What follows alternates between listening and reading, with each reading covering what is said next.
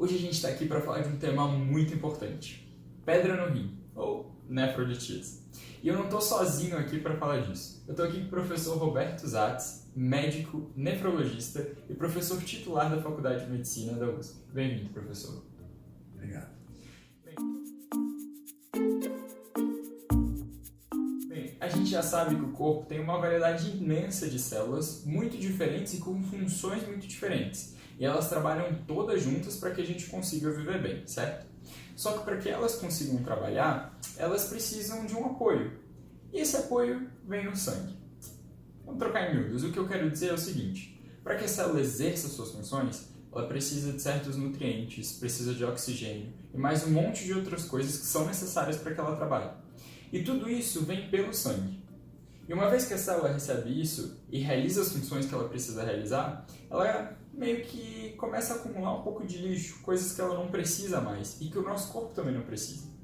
E esse lixo, os metabólitos celulares e mais outras coisas, também são carregadas pelo sangue, para que eles possam ser limpados depois e a gente continue bem, continue funcionando bem.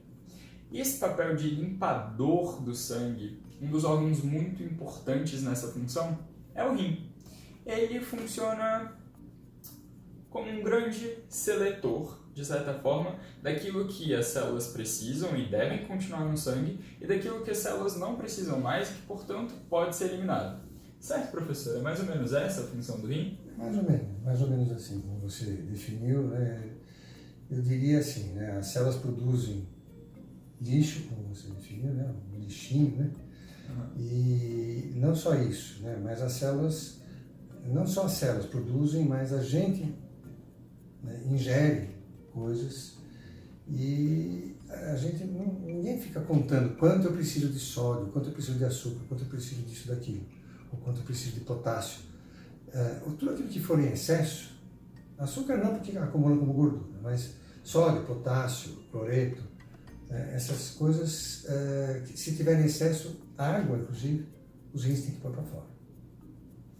Legal. Então eles funcionam como um órgão depurador, né, eles fazem uma limpeza, realmente, como você definiu.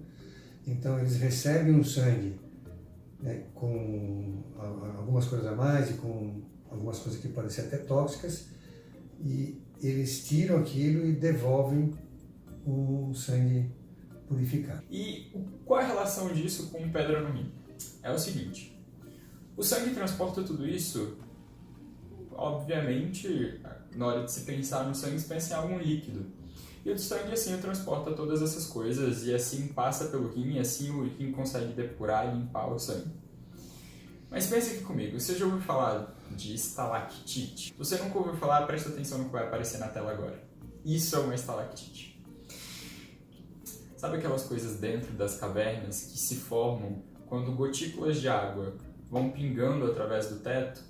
Acontece um processo químico chamado precipitação, em que alguns compostos que estavam dentro daquelas gotinhas de água começam a se depositar e virar massas concretas, que formam essas constelações gigantes de estalactites e estalagmites em diversas cavernas. Isso pode acontecer no rim também. Então, dentro do sangue existem vários compostos que normalmente estão diluídos no sangue, mas em determinadas concentrações, determinadas quantidades, quando eles passam para a urina, através do rim, eles podem precipitar. E assim como as estalactites precipitam e formam aquelas massas concretas, aquilo que está no sangue pode também precipitar e formar massas concretas, mas claro, num tamanho menor, que são os cálculos, as pedras, a famosa nefrolitíase. Certo? Certo. Os rins, eles põem para fora esses sais que podem formar esses precipitados, né, essas concreções, né, como você falou, né, massas concretas, eles põem para fora e põem água para fora também. Só que a água eles economizam, certo? E essas coisas, né, vão ficando na urina e elas vão ficando mais concentradas em algumas pessoas. Para algumas pessoas isso pode, né, gerar uma pedra, né, ou várias pedras. Sim, assim, grosso modo é o mecanismo, né? E tem vários tipos de sais que podem precipitar na urina. né, e formar essas pedrinhas. Né? Tem vários tipos, não é um tipo só.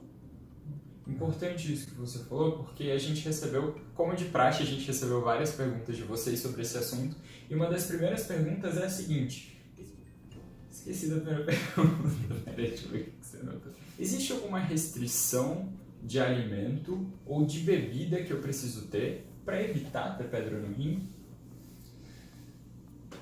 Bom, olha, é assim, não existe nenhuma receita que sirva para todo mundo. Não dá, isso aí é impossível.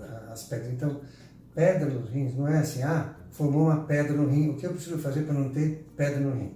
Quando a gente fala pedra no rim, é uma variedade grande de pedrinhas que pode se formar. Tem vários tipos de pedra.